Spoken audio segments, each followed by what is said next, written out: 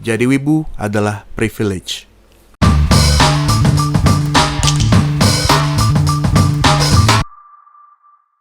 Yes, jadi wibu itu adalah privilege karena lu akan dengan mudah belajar bahasa Jepang. Karena lu suka budayanya, lu suka bahasanya.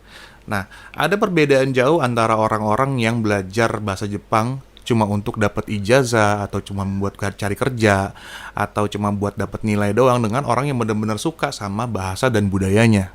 Karena lu wibu, udah pasti lu terpapar dengan berbagai macam anime yang ngasih contoh pola kalimat, kemudian pengucapan sampai nada bicaranya.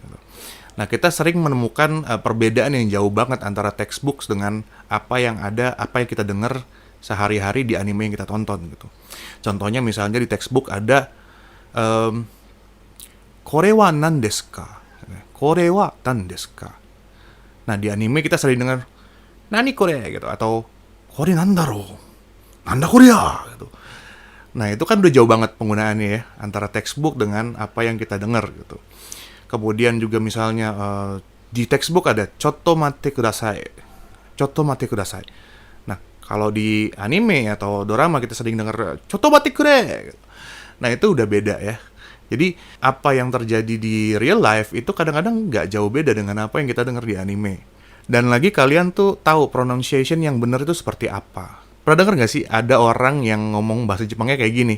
Ai shiteru, yoroshiku onegai shimasu, shinkansen, sensei, hajime masite. Gue yakin kalau kalian yang wibu atau yang sering nonton anime nggak akan pronunciation-nya kayak gitu ya. Gue nggak bilang itu jelek, tapi kalau lo mau sounds like native, ini adalah salah satu cara terbaik. Atau pernah nggak kalian ke restoran Jepang ya, di mall, kemudian mbak-mbaknya atau mas-masnya ngomong gini, mase gitu.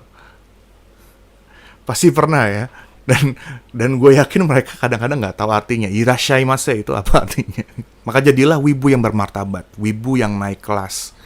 Bukan cuman tahu anime-animean doang, tapi juga jago bahasa Jepangnya.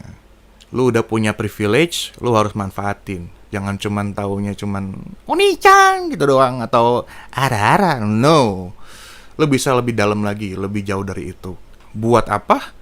Well, emang lu ngapain ke sana ya? Ngapain ke Jepang gitu ya? Gue yakin sih 90% dari lu yang wibu pasti pengen ke Jepang kan?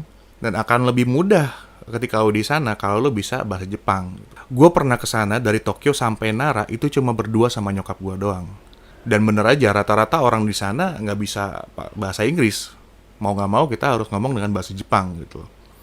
Dan karena tanpa guide, lo tuh nggak perlu tuh ikut-ikut tur-tur yang nggak jelas harus kemana apa segala macem gitu. Mereka kan biasanya ngasih tur ke tempat yang general-general gitu ya. Nah, sementara kita yang wibu, kita pengennya ke Akihabara dan lain-lain gitu-gitu. Nah, dengan lo nggak ikut tur-tur kayak gituan, lo bisa hemat duit banyak banget. Selain itu juga ada manfaatnya ketika lo kerja misalnya. Di 2016 kantor gua ngadain studi banding atau survei ke Tokyo Game Show. Karena ada rencana project serupa yang mau dijalanin di Indonesia. Ya, TGS ala-ala lah gitu ya. Saat itu posisi gue masih cungpret alias karyawan yang kelas-kelasnya bawah-bawah gitu ya. Tapi yang diajak ke sana bukannya manajer gue, bukannya atasan gue, tetapi adalah gue sendiri. Karena gue satu-satunya orang yang bisa bahasa Jepang di sana. Jadi di antara bos-bos yang jalan ke sana tuh ada tuh satu cungpret yang nyempil dapat jalan-jalan gratis sekaligus jadi translator. Nah, di sana pun gue misah sendirian karena bos-bos ini taunya kan belanja di kayak Onitsuka Tiger atau G-Skill Raw segala macam kayak gitu. Sementara gue pengennya ke Akiba gitu. Akhirnya ya udah gue jalan sendirian ke Akihabara. Dan karena gue bisa bahasa Jepang, gue bisa dengan mudahnya nanya-nanya barang yang gue cari ada di mana, atau minimal nanya tempat ini adanya di mana.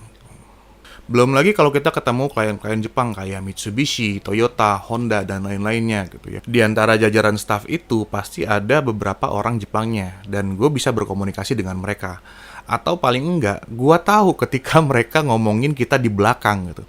Kan sering tuh kalau orang asing ya, kalau mereka pengen ngomong sesuatu tapi nggak mau orang lain yang ngerti, jadi mereka pakai bahasa native-nya mereka. Nah, mereka pakai bahasa Jepang tuh, ngomong antara mereka aja gitu.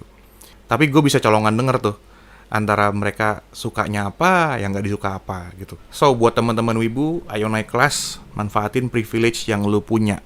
Saran gue jangan cuma nonton anime doang, tapi juga nonton dorama, dengerin lagu Jepang, dengerin podcast, atau ada variety show dan lain-lainnya.